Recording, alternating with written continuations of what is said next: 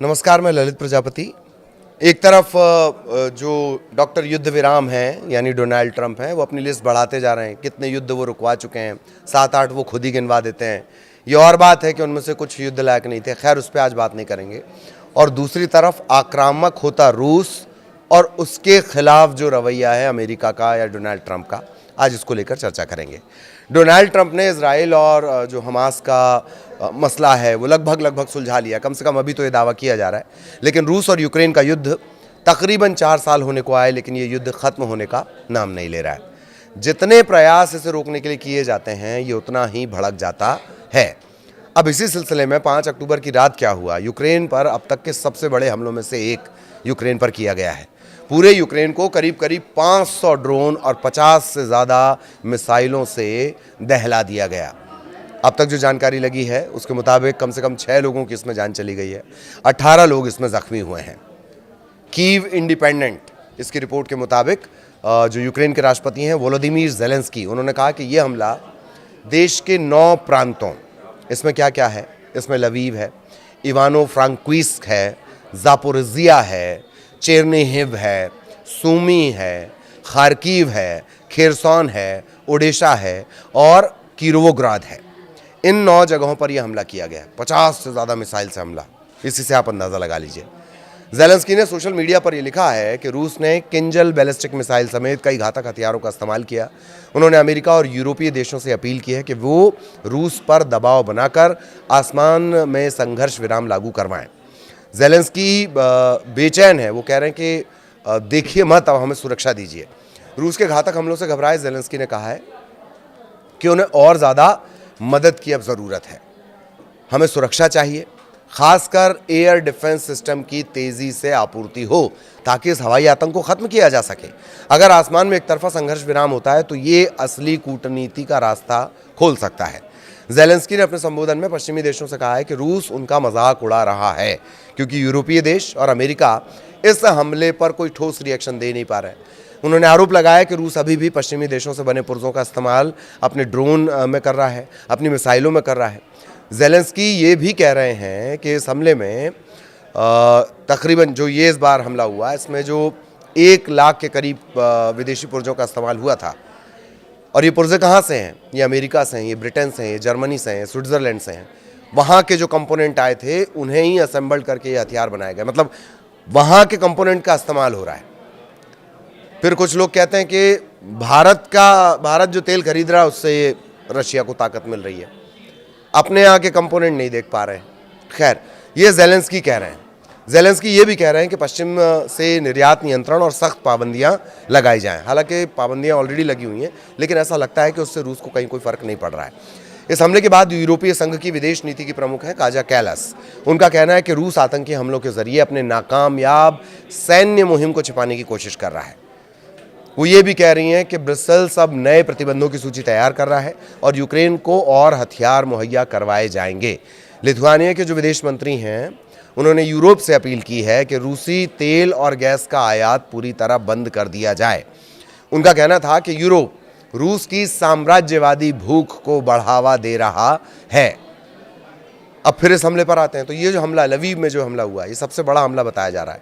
Ukraine की वायुसेना का दावा ये है कि उन्होंने 478 ड्रोन और मिसाइलों को मार गिराया है, लेकिन कुछ हमले निशाने पर लगे हैं। लवीव प्रांत में सबसे ज़्यादा नुकसान हुआ है।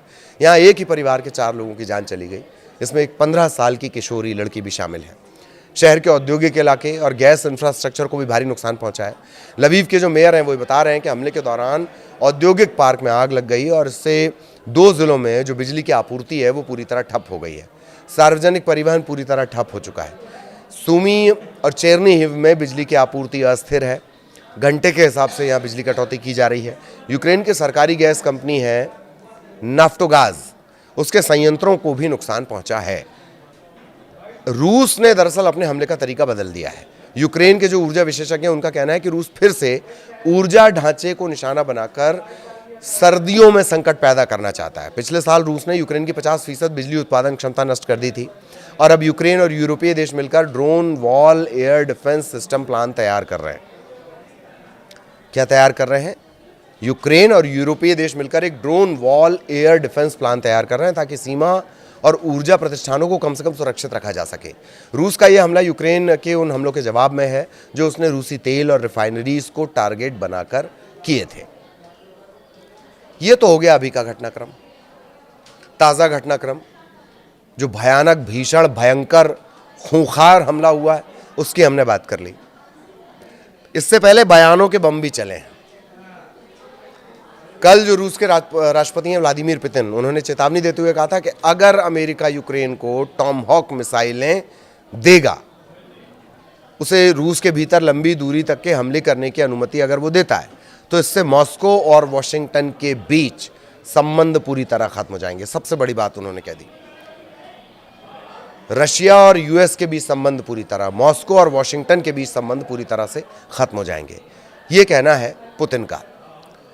अमेरिकी राष्ट्रपति डोनाल्ड ट्रंप और पुतिन की अलास्का में मुलाकात भी हुई थी, शिखर बैठक हुई थी। 2 महीने से भी कम समय बीता है, लेकिन अब शांति की उम्मीद ऐसा लग रहा है और दूर होती जा रही है। रूसी सेना यूक्रेन में लगातार आगे बढ़ रही है। रूसी ड्रोन के नेटो इलाके में भी एंट्री करने की खबरें हैं और अब अमेरिका खुले तौर पर रूस के अंदर तक हमलों की संभावना पर विचार कर रहा है। अमेरिका इस बात पर विचार कर रहा है कि रूस के अंदर तक हमलों की संभावना, मतलब कहां तक टारगेट किया जा सकता है। और एक बार फिर ये जो घटनाक्रम है टॉमहॉक मिसाइल का हमने जिक्र किया, दरअसल इस बात का जिक्र किया गया तो पुतिन इस बात से नाराज हुए और फिर उन्होंने कल ये जो ताज़ा हमला है, जो देर रात जो हमले किए गए, भयानक भीषण हमले, 50 से ज़्यादा मिसाइल, 500 से ज़्यादा ड्रोन के जरिए हमले किए गए, तो ट्रंप और पुतिन के बीच भी तनाव बढ़ रहा है। ट्रंप ने हाल ही में कहा था कि पुतिन से शांति स्थापित न कर पाने के कारण वो निराश हैं। रूस को उन्होंने पेपर टाइगर, कागजी शेर कहा था, जो यूक्रेन को झुका तक नहीं सका। इसके जवाब में पुतिन ने पलटवार करते हुए कहा था कि शायद नेटो ही पेपर टाइगर है जो रूस को आगे बढ़ने से रोकने में नाकाम रहा है। दरअसल यूक्रेन को टॉमहॉक मिसाइल देने पर विचार कर रहा है अमेरिका, इस तरह की खबरें आई, इस तरह की बातें कही गई। किसने कही? अमेरिकी उपराष्ट्रपति हैं जेडी वेंस।